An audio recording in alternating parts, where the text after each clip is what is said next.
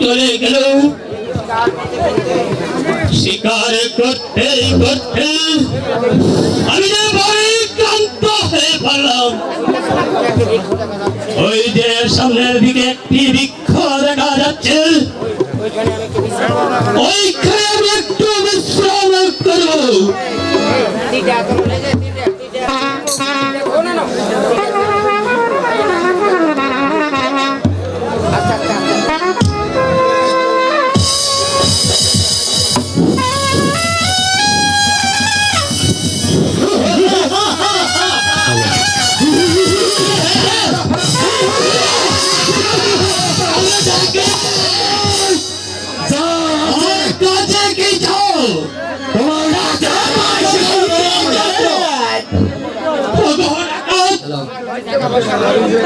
আমার কাছে টাকা পয়সা নারী মুক্ত কিছু নেই। আমি বলে এসেছি শিকার করতে, শিকার করতে। তার কাছে যা চাহিদা মুক্তা সব দিয়ে দেবো। আক্রমণ করো।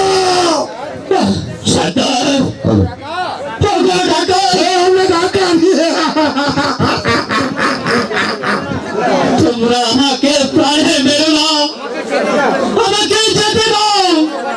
কোনো কথা বলে জীবনে শেষ করে দেবে। কোথায় আছো? আমাকে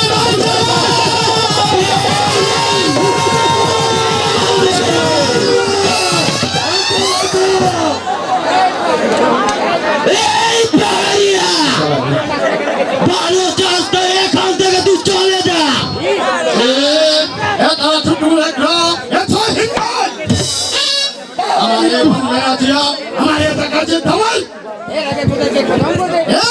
তোদেরকে খতম করে তবে বুঝে নেবে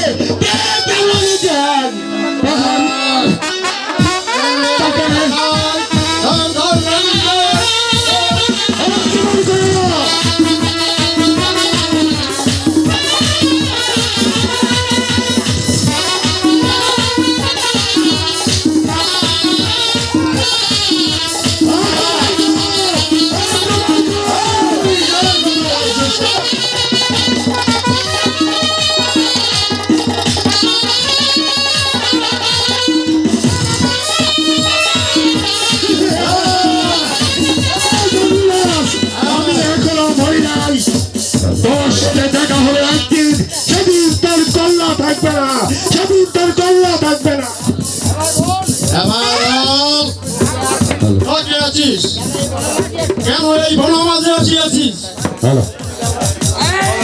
জমিরাজ, ডাকাতের হাত থেকে যখন তুমি আমাকে রক্ষা করেছ, তাই তোমার কাছে আমি চিরকৃতজ্ঞ।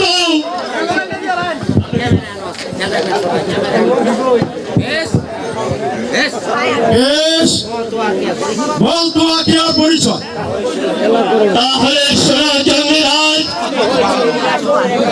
আমি হয়েছি ওই বিলাসপুরের একটা পরবশ্যা। তাহলে তুই রেজাত নিয়ে আছিস? হেরে রেজাত, না তুই हमारा बनम है। ওঠো জমিরাজ, তুমি যেমনি ভাবে আমার জীবন বাঁচিয়েছ, তাই তো আমি ভাবছি তোমাকে আমি কি পুরস্কৃত করবো। আমি জঙ্গলি আদমি আছি, মানুষের উপকার করাই যে আমার ধর্ম। তা হয় না জমিরাজ, তোমার এই উপকারের বিনিময়ে আমি ভাবছি তোমাকে আমি কি পুরস্কার দেব। পেয়েছি, আমি তোমাকে আমার গায়ের জমির জমা উপহার দেব।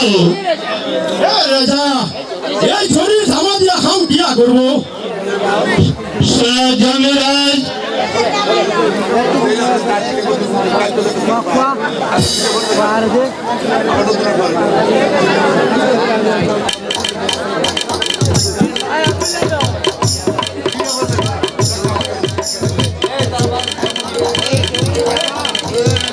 বাড়ির জ্বালা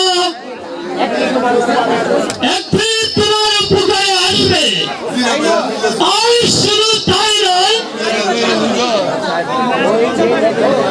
ওই ওই যে দেখো, ওই যে দেখো গাছে বাবা রয়েছে, আর ওই আওয়াজ করা ওই খোড়াটাও আমি তোমাকে পুরস্কার দেব। रेजा ওই বুড়িয়া ভাস ঘোড়া দিয়া हम क्या करब শোনো জমিরাজ,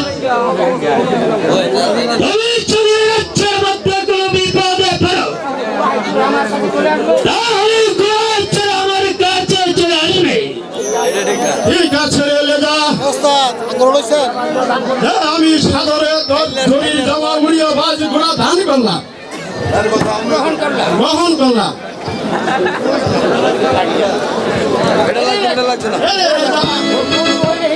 তোর কোনো ভয় নেই আছে এবার চলে রে রেজা তুই আমার ঘর में চল। না জমিরাজ, এই মুহূর্তে আমি আমার প্রাসাদে ফিরে যাব। ঠিক আছে রে রেজা তুই আমার সাথে চলে আয়। আমি তোকে কথা দিলাম